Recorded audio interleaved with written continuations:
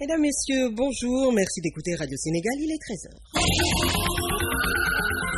Au micro, Rougiatouba, la technique, Amadou Ndiaye, voici les titres. Le président Macky Sall inaugure cet après-midi le tronçon Diamniadio AIBD Sindian de l'autoroute à péage.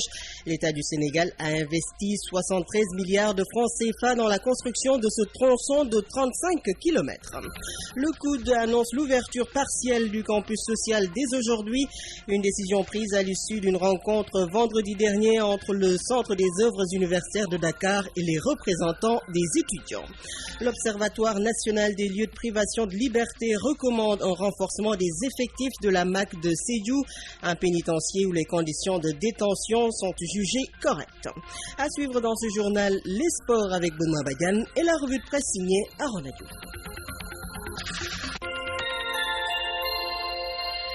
Bienvenue, le tronçon Diamniadio AIBD Sindian de l'autoroute à péage sera inauguré cet après-midi par le président Macky Sall.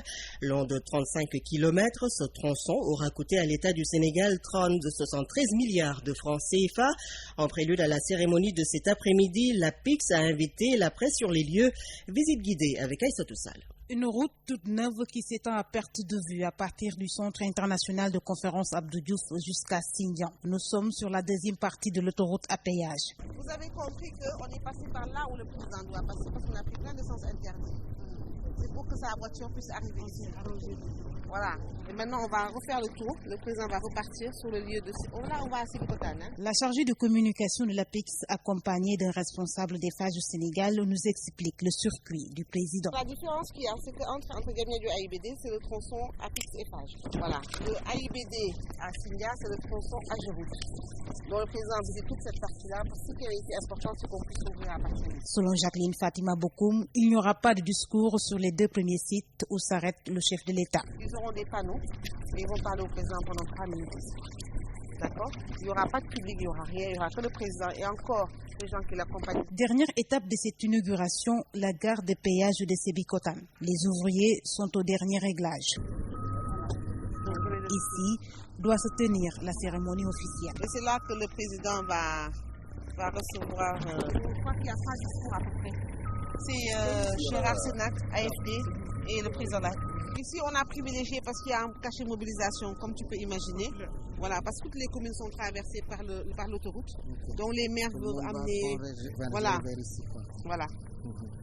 Mais ici, une fois que le président arrive, c'est maximum 30 minutes. Le tronçon Diamniadio AIBD Sindian a été réalisé grâce à un financement né d'un partenariat public-privé. Il a coûté, selon Papa Ndiagaba des phages, environ 73 milliards de francs CFA. Les travaux ont duré 29 mois. Et c'est tout celle qui nous fait découvrir le tronçon Diamniadio AIBD Sindian de l'autoroute à péage, un tronçon qui sera inauguré cet après-midi par le président Macky Sall.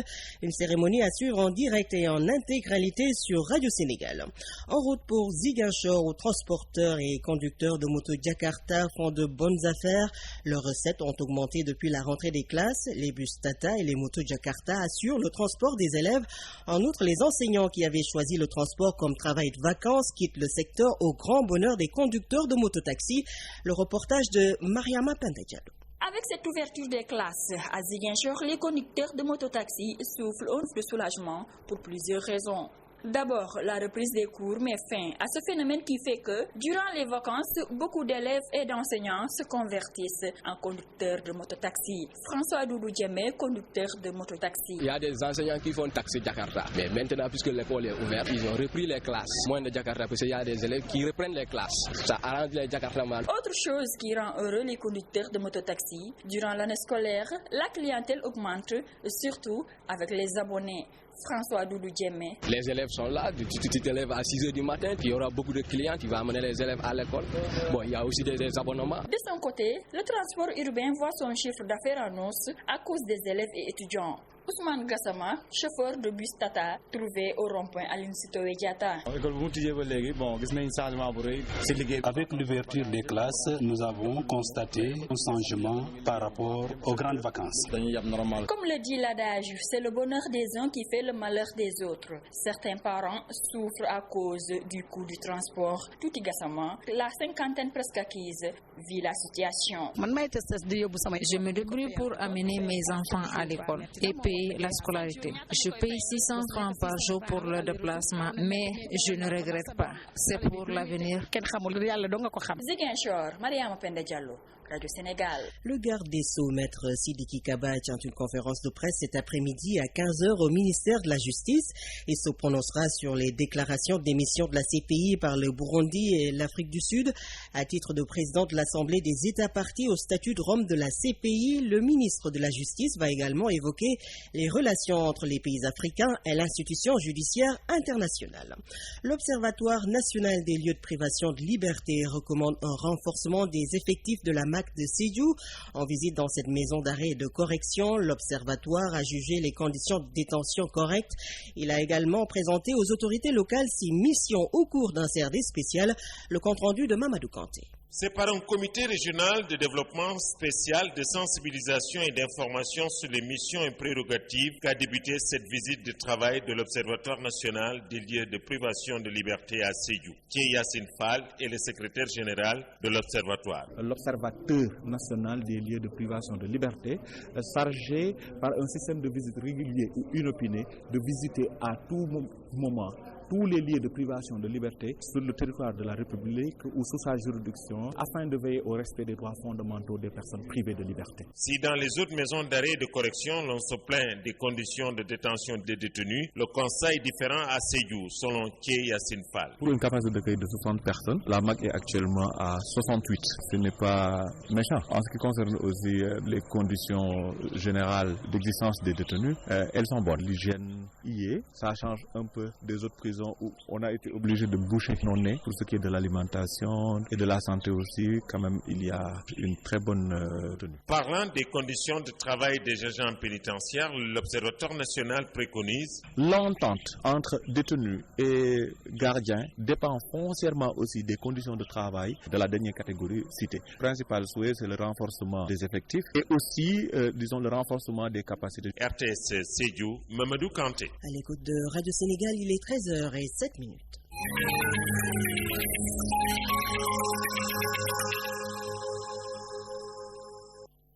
La section SAES de la FASEC observe à compter de ce lundi un arrêt de travail. Les enseignants réclament le paiement des heures complémentaires du premier semestre et de la prime de recherche. Nous avons tenté de joindre les responsables syndicaux, mais ils sont en réunion depuis ce matin. Des étudiants devaient ce matin tenir une conférence de presse à l'UQAD pour exiger l'ouverture du campus social. Le Centre des œuvres universitaires de Cheikh Anta Diop s'est dit surpris par cette conférence de presse. Le chef du département des cités universitaires affirme que le COUD et les représentants des étudiants avaient signé vendredi un accord d'ouverture partielle des pavillons à compter de ce lundi. Pour le COUD, cette action médiatique confirme la guerre de positionnement en vue des renouvellements des amicales d'étudiants. Ali Amadou Narfal. Pour le COUD, cette conférence de presse des étudiants est un effet d'annonce. La réouverture anticipée et progressive du campus social ayant fait l'objet d'un accord signé vendredi entre les autorités et les représentants d'étudiants. Khalifa Babakar Diagne, chef du département des cités universitaires au COUD. Ma conviction est que ceux qui tiennent la conférence de presse ne sont pas les représentants légaux des étudiants parce que ces derniers ont l'information depuis vendredi dernier. Cette ouverture ne peut pas être liée à une conférence de presse dont moi je viens d'être au courant. Le COUD accuse ces étudiants de poursuivre des objectifs syndicaux sans rapport avec la vraie situation au campus social. Pour Khalifa Babakar Diagne, ce groupe qui anime la conférence de presse se positionne en perspective des futurs renouvellements des amicales d'étudiants. Nous sommes à l'approche des renouvellements des amicales d'étudiants. Certainement, ceux qui font la conférence de presse font partie des opposants des amicales. Ça, c'est leur querelle interne. Mais nous, ce que nous faisons, c'est d'être en contact avec les représentants légaux et légitimes et de travailler avec eux jusqu'à ce qu'il y ait d'autres renouvellements. Cette instabilité récurrente au campus social est une conséquence directe de l'absence de calendrier pédagogique. Du coup, les cours et les examens ne s'arrêtent jamais et le COUD est sous pression des demandes de restauration et de logement des étudiants. C'est notre plus grand problème. Ça fait des années que nous demandons à ce qu'il y ait une harmonisation entre les calendriers pédagogiques et le calendrier du campus social. Nous avons des impératifs, c'est-à-dire qu'il n'y a aucun pays au monde où on trouve un campus social qui fonctionne 12 mois sur 12. Malgré la réforme de 1994 et les milliards engloutis dans le campus de l'université Cheikh Anta Diop, le COUD n'arrive toujours pas à faire face à la demande sociale, lui qui dispose de moins de 5000 lits pour plus de 100 000 étudiants. À l'UNARFA, les étudiants de l'université Cheikh Anta Diop de Dakar rencontrent des difficultés à cause de la fermeture du campus social. La plupart des étudiants rencontrés par notre reporter pensent que cette situation est liée au système LMD.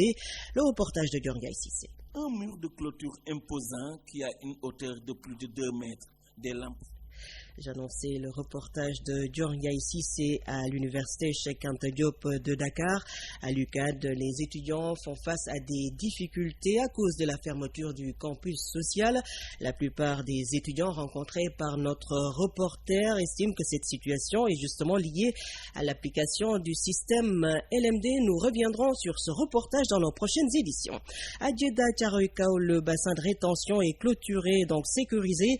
Les espaces situés aux alentours du bassin sont nettoyés et éclairés. Ces opérations ont été initiées par un responsable politique qui invite les populations à s'approprier ce site pour le préserver à Linguaï Diouf. Un mur de clôture imposant qui a une hauteur de plus de 2 mètres, des lampes solaires pour l'éclairage, un terrain de football, un parcours sportif et des bancs pour recevoir d'éventuels visiteurs. Le décor a changé aujourd'hui au bassin de Bagdad. Fini les nombreuses morts accidentelles causées par des noyades. Ngone Bassan réjouit et réclame son écrêtage. Le bassin de rétention a connu des moments plus difficiles. C'est possible de vivre maintenant à côté, mais il faut l'écrêter, ne plus verser aussi des ordures là-dedans. Les lampes sont allumées, mais d'autres attendent encore.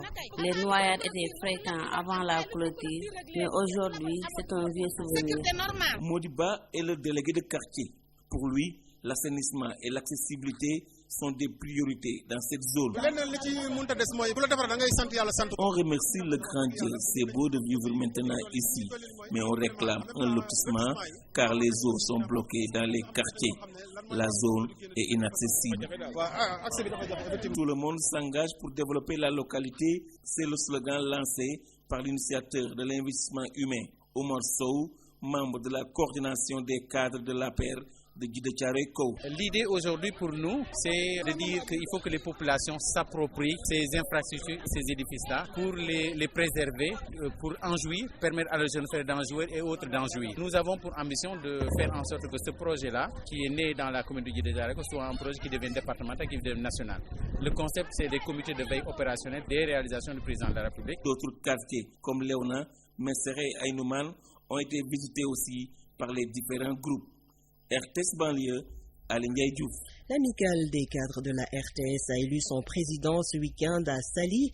Guilenyang Touré, par ailleurs directeur administratif et financier, rempile. Il a été réélu au cours de l'Assemblée générale, une rencontre choisie par les cadres de la RTS pour réfléchir sur le financement de l'audiovisuel public et la TNT. Les explications du président Guilenyang Touré au micro de la Tchindjaï. En tant que cadre, en tant qu'amicale qui a le devoir donc, de veiller sur la bonne marche et de préserver en même temps les intérêts donc, de notre entreprise, nous avons jugé utile donc d'organiser ces 2 panels pour pouvoir en tout cas lever le coin de voile sur beaucoup de questions. Et je pense que ça, nous l'avons réussi parce que les gens maintenant ont compris beaucoup de choses par rapport à ce projet de code de la presse et par rapport à la situation de la TNT.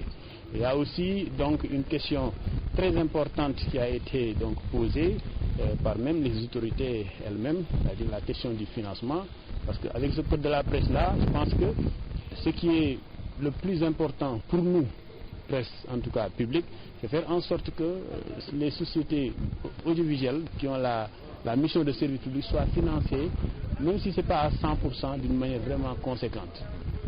C'est vraiment ça, grosso modo, les grandes lignes donc, de ces 2 panels-là. Guilenyang Touré, président de l'amicale des cadres de la RTS, réélu ce week-end lors de l'Assemblée générale tenue à Sali. Le monde bouge et vous devez le savoir. C'est pourquoi Radio Sénégal vous tient informé des faits, gestes et paroles qui impactent la marche du monde. C'est géo, c'est politique et c'est international. Journée de deuil national au Cameroun suite à l'accident du train Yaoundé-Douala. Le dernier bilan officiel fait état de 79 morts. Une enquête est ouverte pour déterminer les causes de l'accident survenu vendredi dernier d'Embadjao. Le président camerounais Paul Biya annonce l'ouverture d'une enquête approfondie. C'est pour établir les causes profondes, dit-il, de l'accident. Au Cameroun, les drapeaux sont en berne après le drame survenu vendredi dernier. L'Église catholique a appelé à l'organisation de messes de recueillement. C'est la meilleure manière de souligner la solidarité entre toute la nation et les victimes de cette catastrophe, explique le président Biya peu après son arrivée au Cameroun. Des cellules de crise ont été mises sur pied depuis vendredi, jour du drame. Un bilan provisoire fait état de 79 morts dans l'accident du train entre Yaoundé et Douala. Selon le ministère camerounais de la Santé, la majorité des blessés a été évacuée vers la métropole portuaire de Douala. Pendant ce temps, des rumeurs circulent au Cameroun sur des défaillances du système de freinage du train. Accusé d'avoir donné des instructions à la compagnie ferroviaire de rajouter des wagons sur le train accidenté, le ministre des Transports s'en est défendu. Ce n'est pas le ministre qui prend la décision. Il donne une orientation générale, affirme-t-il. D'Embadjao, 7e jour de l'offensive à Mossoul, l'Irak dément toute participation de la Turquie pour reprendre la ville de Mossoul au groupe État islamique. Ankara avait annoncé avoir fourni un soutien militaire dans cette bataille. En France, le démantèlement du camp de migrants de Calais a démarré aujourd'hui dans le nord du pays. Entre 6 et 8 000 migrants doivent être transférés dans des centres d'accueil. L'opération se déroule sous haute surveillance policière. Calais est le plus grand bidonville d'Europe. En Espagne, une cinquantaine de migrants observent une grève de la faim dans un centre de rétention à Barcelone. Cette grève intervient quelques jours après une nuit de rébellion de migrants dans un autre centre situé à Madrid. Ces migrants qui refusent de s'alimenter demandent à être remis en liberté. Omnisport. Omnisport. Tous les sports. L'essentiel des sports sur RSI 92.5. Omnisport. Omnisport. Tous les lundis, 20h, 21h30. Reportages, portraits, dossiers, invités, résultats et coulisses. Omnisport. L'intégrale des sports tous les lundis, 20h, 21h30. Sur Radio Sénégal International.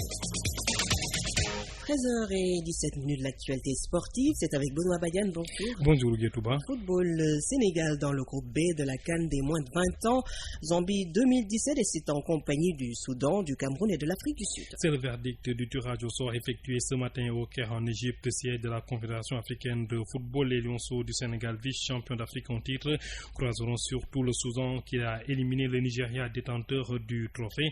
Notre consultant Chatigan Bité analyse le groupe du Sénégal. Nous l'écoutons. C'est quand même une poule jouable, hein, si on se réfère à la bonne santé du football sénégalais à ce niveau de la compétition. C'est une catégorie qui est en train de confirmer depuis très longtemps. Aujourd'hui, ils vont en phase finale de CAN. Je pense que en 2015, on était finaliste. On avait perdu derrière le Nigeria, qui a été éliminé d'ailleurs par le Soudan. C'est la raison pour laquelle, dans cette poule, nous trouvons le Soudan pour qui il faut vraiment mettre des réserves.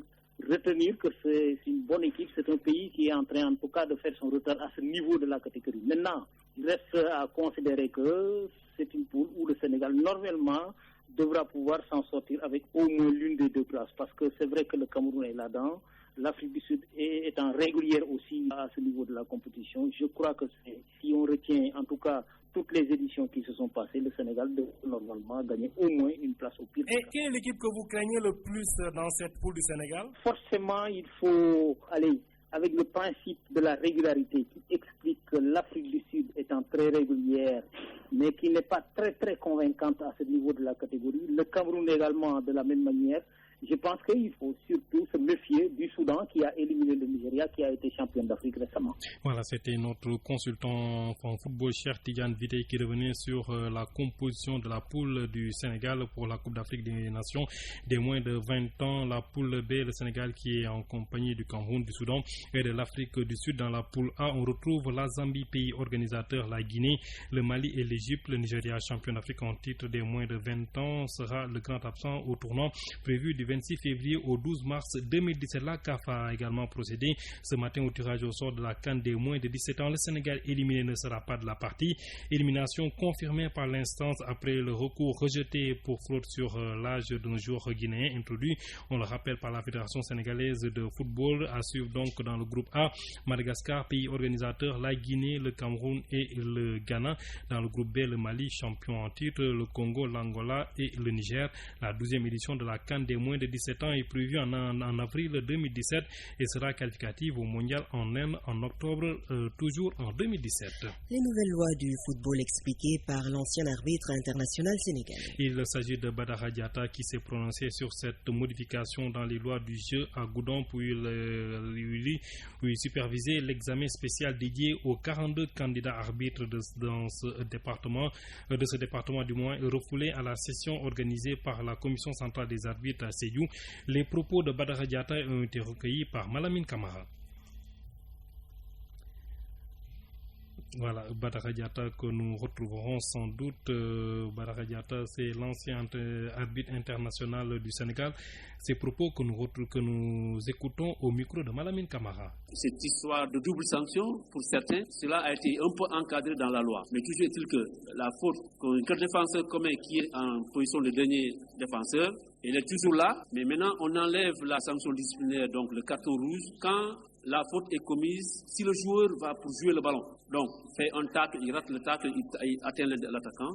Le gardien également qui sort pour tacler le ballon, soit des mains ou des pieds. S'il rate le ballon et que touche le défenseur, l'attaquant, l'arbitre donne penalty, plus carton jaune.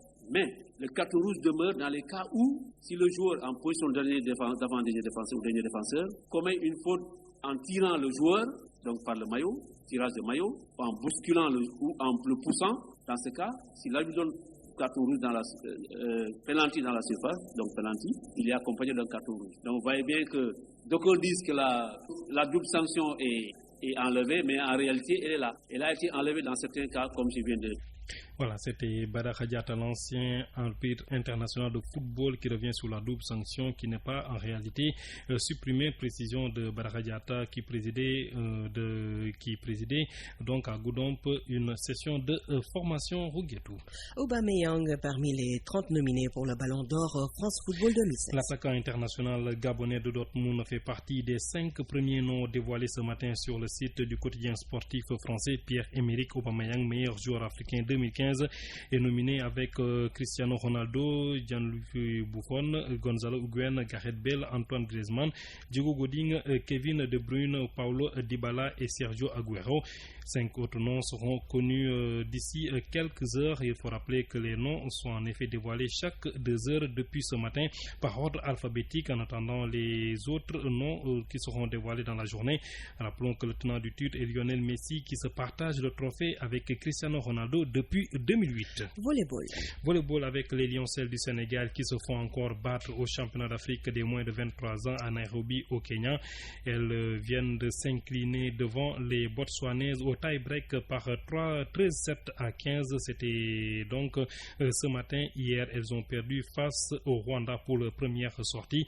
Et une situation qui ne fait pas du tout l'affaire des joueuses du Sénégal dans cette compétition en une poule unique en aller simple, en compagnie bien sûr de la Tunisie, du Botswana, de l'Égypte, champion d'Afrique en titre de la catégorie, du Rwanda, de l'Algérie, du Kenya, pays organisateur, et du Cameroun justement.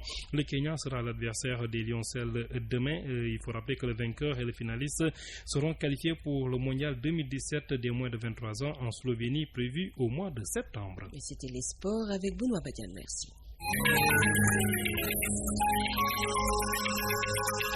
À présent, la revue de presse est avec Aaron Adjouf. Inauguration de la centrale solaire de Bohol. Va-t-on vers une baisse de l'électricité au Sénégal, se demande ce jour la presse. En tout cas, c'est ce que veut le président de la République. Un vœu, précise le journal Enquête, que Macky Sall a toujours exprimé. Bohol, donc, première centrale solaire en Afrique de l'Ouest. Se réjouit le Soleil qui revient également sur cette bonne nouvelle, la baisse prochaine exprimée par le chef de l'État du coût de l'électricité au Sénégal. Elle est 160 000 personnes personnes qui seront impactées par le projet. Et donc, Borol est la preuve. Note le chef de l'État dans les colonnes de l'Observateur qu'on peut réaliser toutes les ambitions du Sénégal émergent. Une réalisation d'un Sénégal émergent qui ne peut réussir avec cette fraude sur les exonérations fiscales et douanières. C'est le quotidien du groupe Futur Média qui en parle et révèle ces chiffres ahurissants avec l'État du Sénégal qui perd, selon mon confrère, 500 milliards de francs CFA par an. L'État, donc, note le journal, qui veut mettre un terme aux exonérations fiscales et douanières à cause, pointe mon confrère, d'une mafia bien organisée au sein des entreprises bénéficiaires, parce qu'il existe, renseigne l'Obs, un dispositif très large et disparate de textes organisant ces exonérations politiques et sociétés. Beaucoup d'entretiens ce matin dans la presse. Jean-Paul Diaz, d'abord, qui se confie à mes confrères de Walf. Et sans surprise, le leader du parti BCG dénonce un procès politique pour Barthélémy Diaz. De même, Diaz perd Brocard, le ministre de l'Intérieur, et le préfet de Dakar, qui l'accuse d'avoir été à l'origine du débordement et de la répression féroce, selon lui, de la marche de l'opposition le 14 octobre dernier. Malik Gakou, le coordinateur de Manko Wattu Sénégal, à propos justement de la répression de cette marche de l'opposition, affirme à la une du Populaire, je cite, que c'était un plan ourdi pour nous liquider. Autre entretien, celui du directeur de Timbuktu Institute, Dr Bakary Somb, qui évoque dans les colonnes du quotidien le rapport sur les facteurs de radicalisation et de perception chez les jeunes. Répondant à la question sur les polémiques qui l'ont escorté, l'enseignant à l'université Gaston Berger de Saint-Louis estime que quand on veut faire œuvre de science, eh bien, on ne gère pas les passions ni les partis pris, encore moins les subjectivités. Autre propos qui suscite dans la presse des polémiques sur du rappeur français Booba, le rappeur français donc dont les ancêtres ne sont pas tous gaulois, tacle sucre salé, a créé un mini scandale dans le landerneau musical sénégalais en disant de notre rap qu'il ne valait plus que celui de la Pologne. Alors beaucoup de gens se sont demandé si l'individu ne parlait pas sous l'émotion provoquée par un breuvage prisé par les Polonais. D'autres se sont dit qu'à force de vivre chez les Toubab, il a pris tous leurs défauts. Mais quand on vient chez les gens, lui conseille le bêtiste du journal Le Quotidien, eh bien même si on voit la lune à travers la toiture la nuit, il ne faut pas le crier en public, sinon c'est un manque de savoir-vivre. En toute élégance, Arona Diouf, dont la revue de presse met fin à ce journal à 13h27, le rappel des titres. Le président Macky Sall inaugure cet après-midi le tronçon Diamniadio-Aïbédé Sindian de l'autoroute à péage. L'État du Sénégal a investi 73 milliards de francs CFA dans la construction de ce tronçon de 35 km. Le COUD annonce l'ouverture partielle du campus social dès aujourd'hui, une décision prise à l'issue d'une rencontre vendredi dernier entre le Centre des œuvres universitaires de Dakar et les représentants des étudiants. La section SAES de la FASEC observe à compter d'aujourd'hui un arrêt de travail. Les enseignants réclament le paiement des heures complémentaires du premier semestre et la prime de recherche. Merci à l'équipe de ce 13h, à la réalisation Papa Malik Ndao et André-Noël Tchandoum, à la technique RSI Amadou Ndiaye, National Marie-Jo Faye. Laba Soumaré est au CDM. Mesdames, Messieurs, merci de votre attention.